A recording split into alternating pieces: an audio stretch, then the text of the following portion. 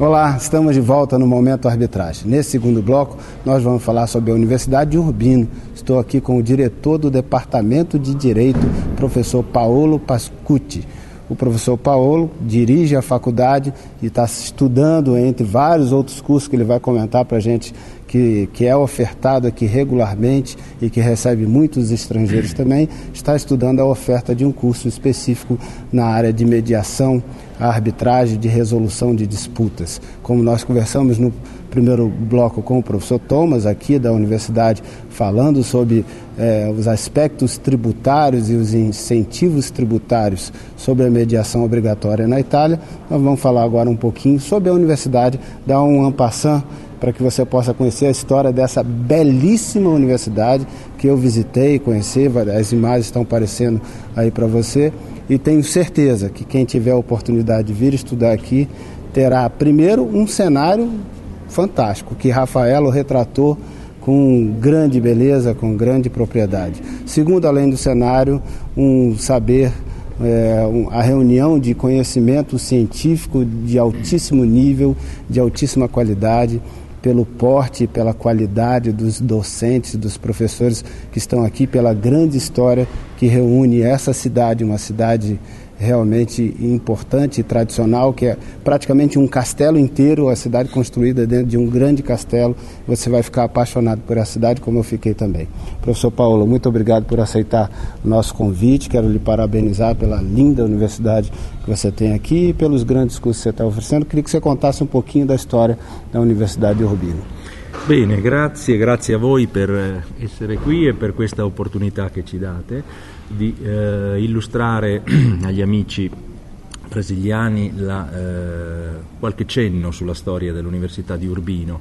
L'Università di Urbino nasce nel 1506 con un decreto di Guidubaldo, che era il figlio di Federico da Montefeltro, che era il grande signore che ha praticamente fatto grande Urbino. Era Federico da Montefeltro un grande condottiero militare che investì i guadagni che si era procurato facendo guerre nelle arti, costruendo il Palazzo Ducale di Urbino che voi avete visto e invitando al Palazzo Ducale di Urbino tutti i più grandi intellettuali, i più grandi artisti, i più grandi poeti del suo tempo, del Rinascimento italiano.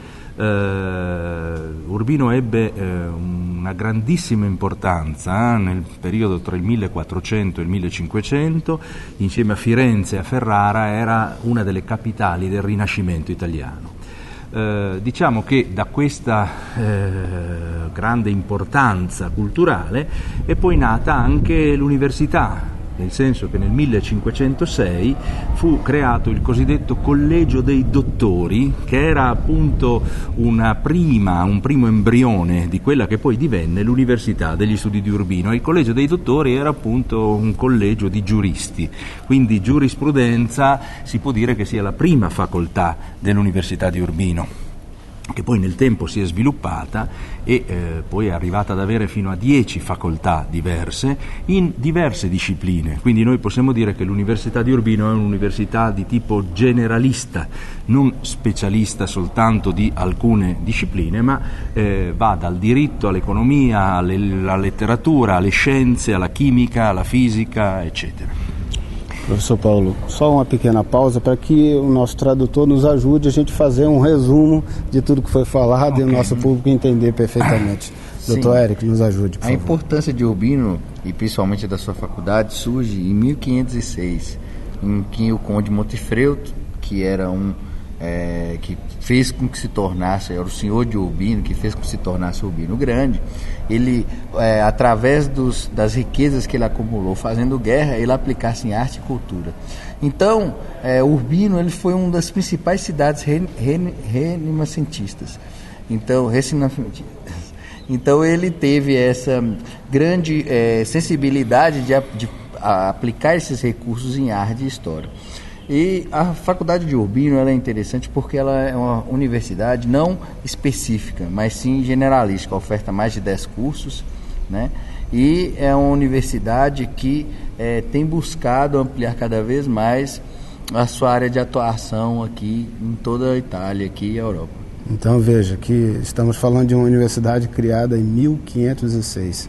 O Brasil foi descoberto em 1500. Estamos falando mais ou menos no mesmo tempo de história do Brasil. Essa história é realmente muita coisa para contar, muita gente importante se formou aqui e a gente vai continuar falando com o professor Paolo aqui. Professor Paolo, então fala um pouquinho sobre os cursos que são oferecidos aqui na Faculdade de Giurisprudenza e na Faculdade de Direito. Sì, qui nella Facoltà di Giurisprudenza di Urbino hanno insegnato, si può dire, tutti i più grandi giuristi italiani, perché Urbino era una piccola università nella quale però i giovani giuristi, gli allievi delle grandi scuole di diritto passavano per qualche anno e poi tornavano alla loro università di provenienza.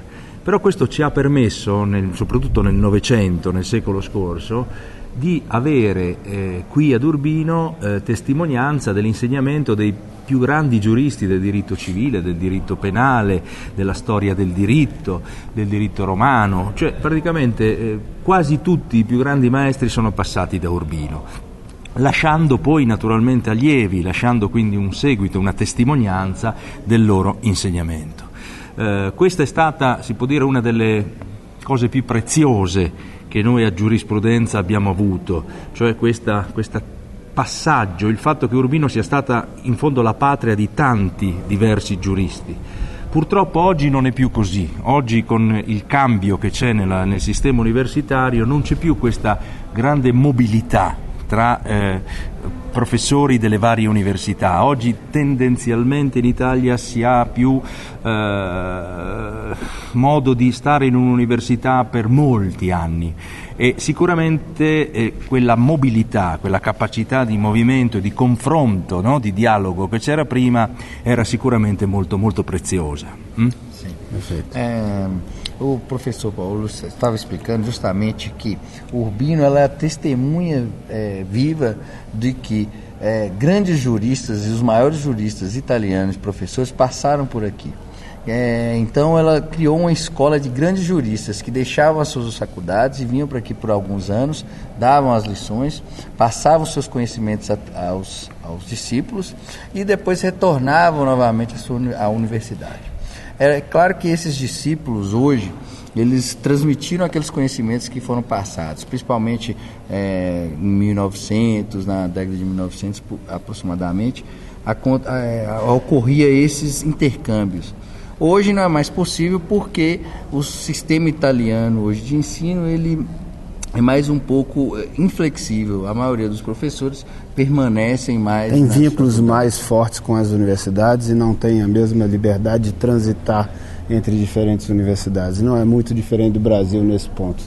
As exigências dos órgãos superiores da educação estabelecem uma dedicação quase exclusiva dos professores e eles têm pouca liberdade para estar em outras universidades também.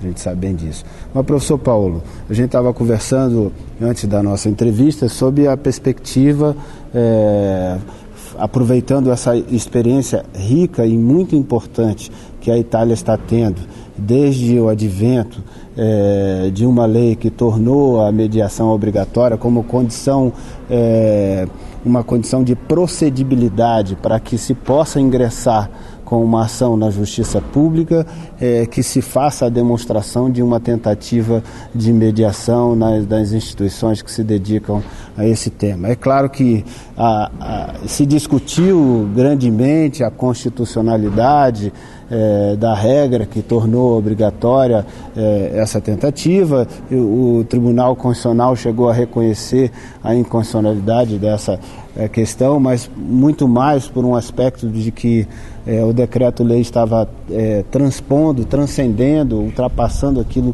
que a lei regente permitia. Então, por um aspecto mais formal do que propriamente por um aspecto da discussão em si, se reconheceu a constitucionalidade, mas depois veio o novo decreto legislativo e nova lei regente reinstituindo a mediação obrigatória, que é um tema ainda tormentoso, ainda polêmico, mas é um tema que já acumulou bastante reflexão aqui na Itália. É um tema que o Brasil vai começar a enfrentar agora com mais propriedade com o advento do novo Código de Processo Civil, que cria uma situação de obrigatoriedade, com a nova lei de mediação que está por vir no Brasil e que criará nos contratos a cláusula compromissória de mediação, e aqueles que subscreverem essa cláusula, o que sairia um pouco da questão da inconstitucionalidade aqui da Itália, lá estaria se resolvendo essa discussão, porque dependeria da manifestação de vontade das partes em colocar no contrato. E ao colocar no contrato, aí sim se obrigariam e tornaria-se condição de procedibilidade para a ação civil se prevista a mediação. Mas toda essa experiência acumulada é de grande valor, até porque o sistema jurídico brasileiro, o sistema jurídico italiano tem bastante semelhança em muitos aspectos. Então, desenvolver um curso que trate sobre resolução de disputas por meios extrajudiciais pela mediação e pela mediação obrigatória é algo que desperta grande interesse do público brasileiro. É verdade que a universidade está estudando essa possibilidade, tem perspectivas disso acontecer? Sì, noi saremmo molto interessati a attivare dei corsi di formazione, possibilmente dei corsi che potremmo chiamare summer school, delle scuole estive, anche di durata abbastanza circoscritta ma molto intensa, per confrontare le esperienze per esempio della tematica, della disciplina, della mediazione eccetera in Italia e in Europa con quella del vostro paese.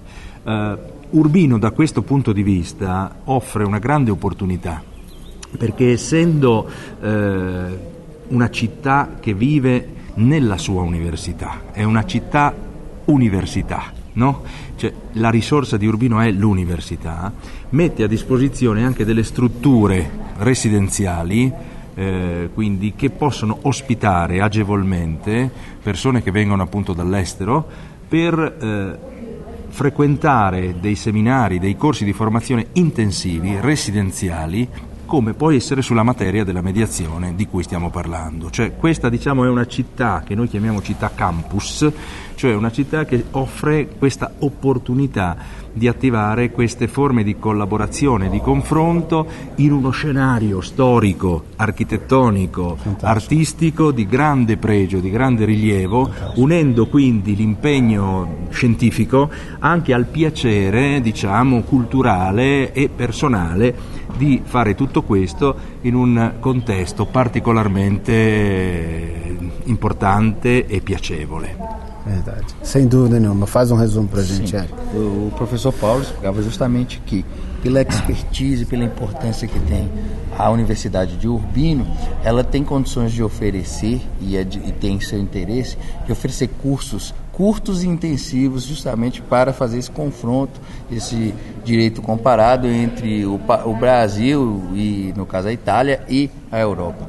Além disso, o Urbino ela tem condições de estar recebendo, e já tem uma expertise em receber estrangeiros, porque ela possui um campus universitário bem estruturado, com bibliotecas e com residencial próprio, o que pode trazer um conforto para os estudantes que passarem aqui, principalmente na época, nos cursos de verão, que eles já possuem mais experiência. Inclusive com provavelmente uma economia maior, né? Uma economia maior, além disso tem também todo o cenário histórico, cultural aqui, que a própria cidade de Urbino presenteia os estudantes que vêm aqui fazer os cursos. E poi, se posso aggiungere, la collocazione geografica di Urbino al centro dell'Italia consente naturalmente poi delle escursioni, di raggiungere le principali città d'arte, Firenze, Roma, Perugia, oppure la costa adriatica e il mare in poco tempo, quindi è una soluzione strategica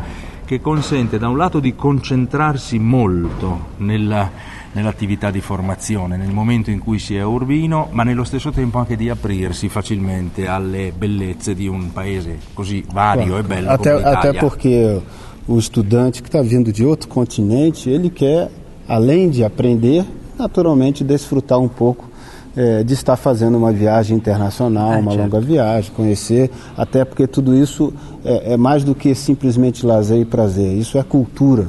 E cultura acrescenta bastante para a vida de todos nós, né? Se posso dire, direi che qui si può studiare nella bellezza del paesaggio e del patrimonio storico, che tutto sommato è una cosa molto importante.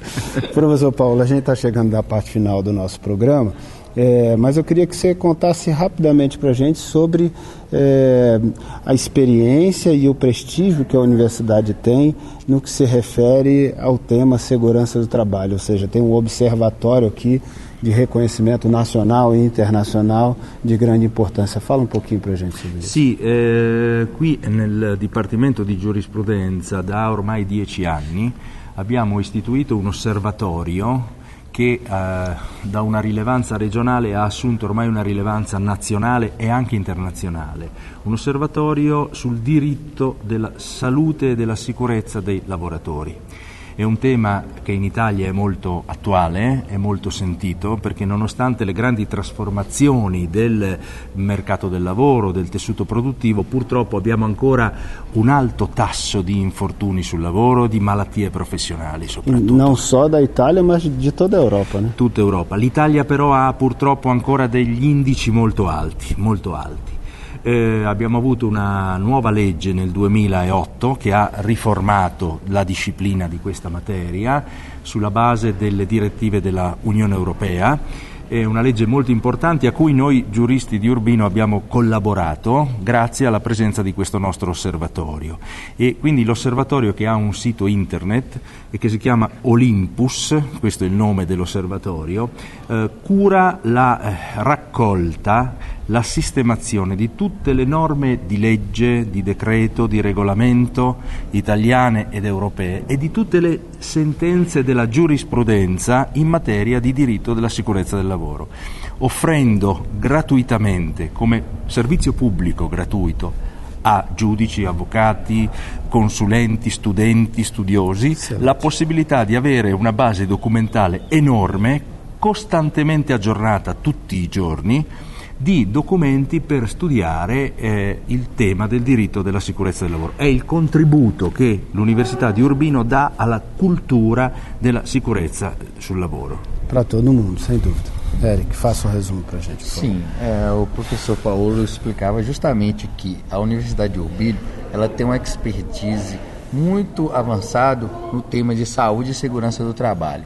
Inclusive contribuiu para a atual legislação europeia e é um ponto de referência para advogados, juristas nesse tema. Então há inclusive um site em que há essas atualizações diárias sobre os temas, sobre a legislação, sobre os estudos. Um grande acervo documental. Grande acervo documental, né? E o curso é reconhecido de maneira internacional justamente pela qualidade dos seus professores, por essa contribuição que a cultura e a sociedade que a universidade oferece nesse tema. Me lembro que ele frisou bem que a diretiva construída para a União Europeia sobre o tema teve contribuição efetiva aqui da universidade, exatamente pelo reconhecimento da excelência que o observatório vem proporcionando enquanto academia, enquanto formação de ciência e de estudiosos do assunto, né? Bom, professor, eu quero agradecer imensamente a sua participação, lhe dar a palavra para as suas considerações finais, dizer que estamos aqui no Momento Arbitragem com imensa expectativa e torcida para que esse curso saia aqui na universidade sobre mediação e sobre resolução de disputas, porque a gente vai ser o primeiro a anunciar aqui, divulgar, e tenho certeza que nosso público ficará bastante interessado em participar aqui também da Universidade de Urbino. Bene, grazie molte. Grazie. Muito obrigado. E você, gostou do nosso programa? Então curta, comente, compartilha, envie a sua pergunta, sugestão de pauta, crítica construtiva. Meu e-mail está aparecendo aí na sua tela. No mais, você já sabe, você me encontra aqui toda semana no Momento Arbitragem. E eu te espero para o próximo programa. Grande abraço para você, até o próximo programa.